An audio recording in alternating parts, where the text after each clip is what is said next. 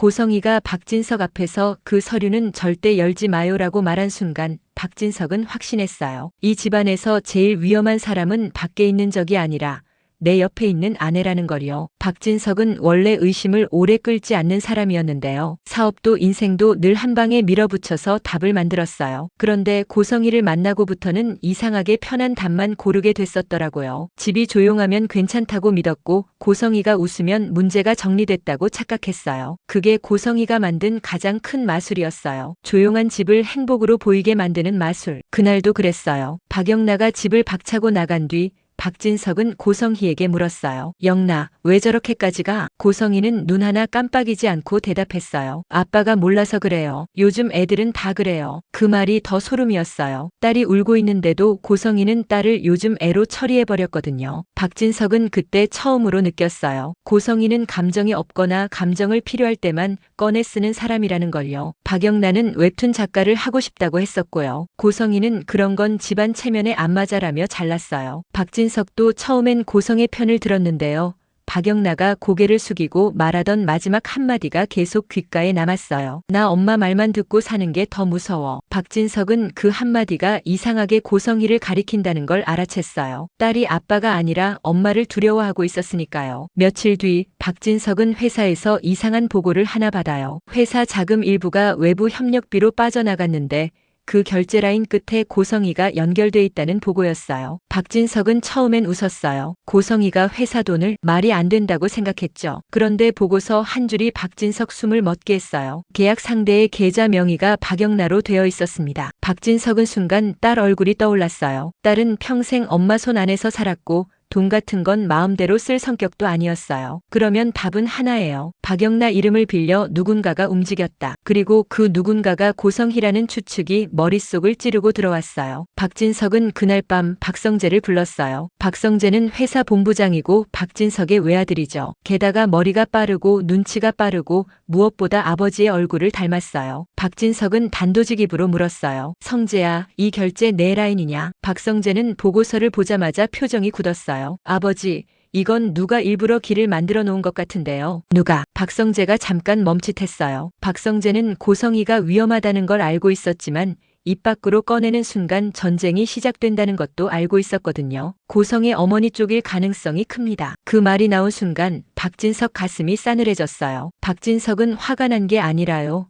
내가 속았다는 사실을 인정해야 하는 순간이 너무 치욕적이었어요. 성공한 남자는 실패를 미워하잖아요. 그런데 이건 회사 실패가 아니라 사람을 잘못 고른 실패였어요. 그때 이수빈이 끼어들어요. 이수빈은 계산이 빠르고 손해보는 걸 싫어하죠. 이수빈은 박진석을 똑바로 보고 말했어요. 아저씨, 지금 감정으로 움직이면 져요. 박진석이 눈을 좁혔어요. 너는 어른들 얘기에 왜 끼냐? 이수빈은 웃지도 않고 딱 잘라 말했어요. 이건 우리 집 생존 얘기라서요. 그리고요, 이름이 박영나로 찍힌 순간부터 이미 가족전이에요. 박진석은 그 말이 맞다는 걸 인정하고 싶지 않았는데요. 인정할 수밖에 없었어요. 고성희는 늘 가족을 무기로 쓰는 사람이니까요. 가족이라는 이름으로 사람을 묶고 죄책감으로 사람을 길들이고 필요하면 가족을 찢어서 자기만 살죠. 바로 그 타이밍에 정순이 가게에서 일이 터졌어요. 정순이는 지은호와 지강호의 엄마고 식당을 운영하면서 딸에게 의지하는 면이 있는 사람이죠. 그런데 어느 날 가게에 낯선 손님이 와서 한마디를 툭 던져요. 여기 딸 재벌집이랑 엮였다며? 그 말 하나로 가게 공기가 얼어붙어요. 정순이는 손이 덜덜 떨렸고요. 지강호는 비웃듯 말했어요. 누나, 또 잘난 척하더니 결국 저쪽 줄 탔네. 지은호는 그 말에 얼굴이 굳었어요. 지은호는 동생이 열등감 때문에 그러는 걸 알면서도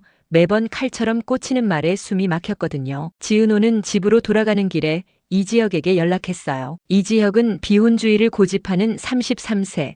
일도 잘하고 잘생겼고요. 지은호가 짝사랑했다가 고백했다가 거절당했던 선배죠. 지은호는 사실 이지혁에게 기대면 안 된다는 걸 알면서도 그날만큼은 무너질 것 같았어요. 선배, 누가 나를 일부러 망가뜨리는 느낌이에요. 이지혁은 잠깐 침묵하다가 말했어요. 지금부터 내가 할 일은 하나야. 흔들리더라도 혼자 움직이지 마. 지은호는 그 말이 참 이상했어요. 차갑게 거절했던 사람이 혼자 있지 마라고 말하니까요. 그래서 지은호는 솔직하게 물었어요. 선배, 나한테 왜 이렇게 신경 써요? 이지혁은 잠깐 시선을 피했다가 다시 봤어요. 너한테 미안한 게 있어서. 그 한마디가 지은호 심장을 더 흔들었어요. 지은호는 미안함으로 시작하는 감정이 제일 위험하다는 걸 알거든요. 기대하게 되니까요. 한편 박영란은 지은호를 찾아왔어요. 박영란은 우아하고 조신한 성격으로 자랐지만 고성의 아래에서만 살아왔던 만큼 반항은 더 크게 터질 수 있는 사람이었어요. 박영란은 지은호 앞에서 처음으로 목소리를 떨며 말했어요. 언니, 우리 엄마가 나를 이용하는 것 같아. 지은호는 잠깐 숨을 삼켰어요. 우리 엄마라는 말이 아니라 이용이라는 단어가 나왔다는 게 중요했거든요. 박영란가 드디어 고성이를 엄마가 아니라 상대로 보기 시작했다는 뜻이니까요. 그날 밤 박진석은 고성이가 잠든 틈을 타금고 앞에 섰어요. 고성이가 절대 열지 말라던 금고요.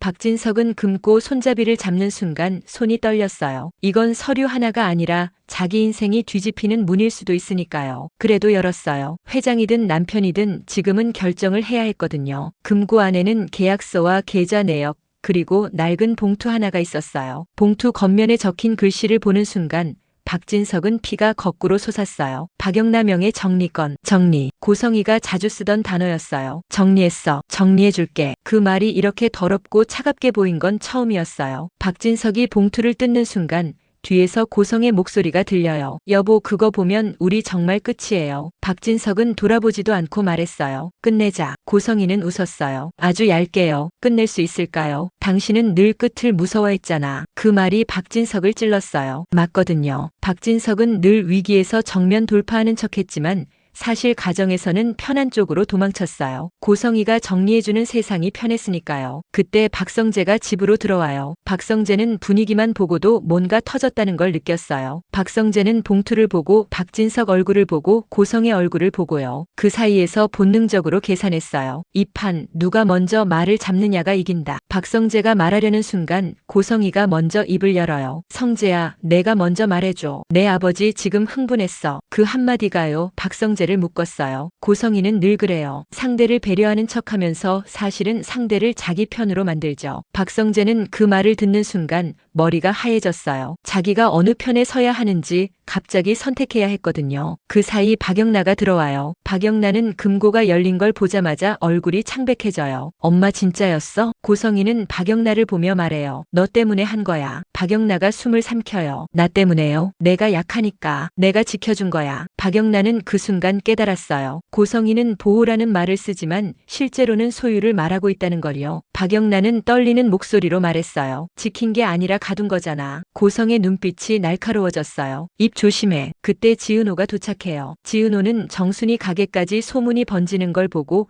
이게 우연이 아니라는 걸 눈치챘어요. 그리고 박영란가 흔들리는 걸 보니까 고성이가 또 누군가를 희생양으로 삼으려 한다는 것도요. 지은호는 고성이를 똑바로 보고 말해요. 사람을 이름으로 이용하는 거 그만하세요. 고성이는 웃어요. 너는 뭘 알아? 지은호는 숨을 고르고요. 저요. 사람 하나가 망가지는 게 어떤 건지 알아요. 우리 엄마가 매일 망가지는 걸 보고 컸으니까. 정순이가 그 말 듣고 눈이 빨개졌어요. 지은호는 엄마가 기대는 게 부담이면서도 동시에 엄마를 지키고 싶어서 더 강해졌던 사람이었거든요. 그때 이지혁이 들어와요. 이지혁은 지은호 옆으로 자연스럽게 서요. 그 행동 하나로 분위기가 바뀌어요. 박성재 눈빛이 흔들리고요. 박성재는 지은호를 좋아하지만 지은호가 보는 사람이 이지혁이라는 걸 알아요. 그런데 지금은 사랑이 아니라 전쟁이고 전쟁에서 지은호가 이지혁 쪽으로 붙는 건 박성재에게 너무 치명적이에요. 박성재는 속으로 무너져요. 지은호까지 저쪽이 되면 난 진짜 혼자다. 그리고 결정타가 터져요. 박진석이 봉투 안 서류를 읽다가 손이 멈춰요. 서류 한 장에 지은호 이름이 스쳐 지나갔거든요. 직접적인 증거는 아니어도 연결고리가 적혀 있었어요. 박진석은 그걸 보는 순간 세상이 뒤집히는 느낌이었어요. 고성이가 지은호를 건드리는 이유가 감정이 아니라 필요였다는 뜻이니까요. 박진석이 고성이를 보며 낮게 말해요. 너 대체 어디까지 해먹은 거야? 고성이가 대답 대신 미소 지어요. 어디까지라고요? 고성이는 천천히 지은호를 보며 말해요. 그건 지은호가 제일 잘 알겠죠. 지은호는 숨이 멎어요. 고성이는 또 시작이에요. 진실이 아니라 의심을 던져서 사람들 사이를 찢는 방식. 박진석이 지은호를 의심하게 만들고 박성재가 지은호를 붙잡게 만들고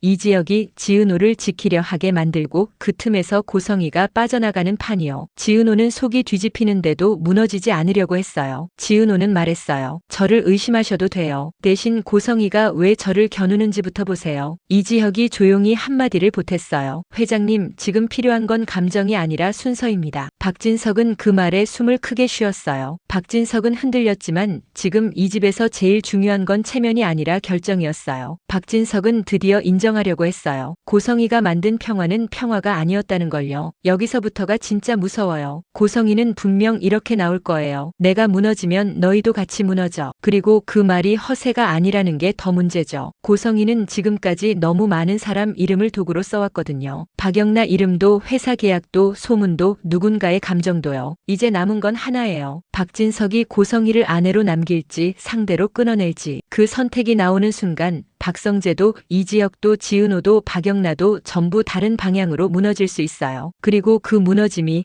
누군가에게는 기회가 될 수도 있고요. 여기서 질문 하나만 남겨둘게요. 고성이가 오늘 밤 꺼낼 마지막 카드, 여러분은 뭐라고 생각하나요? 그리고 박진석은 그 카드를 받아칠까요? 아니면 같이 터뜨릴까요? 댓글로 여러분의 예상 남겨주세요. 구독이랑 알림 설정해 두시면 다음 전개 바로 이어서 가져올게요.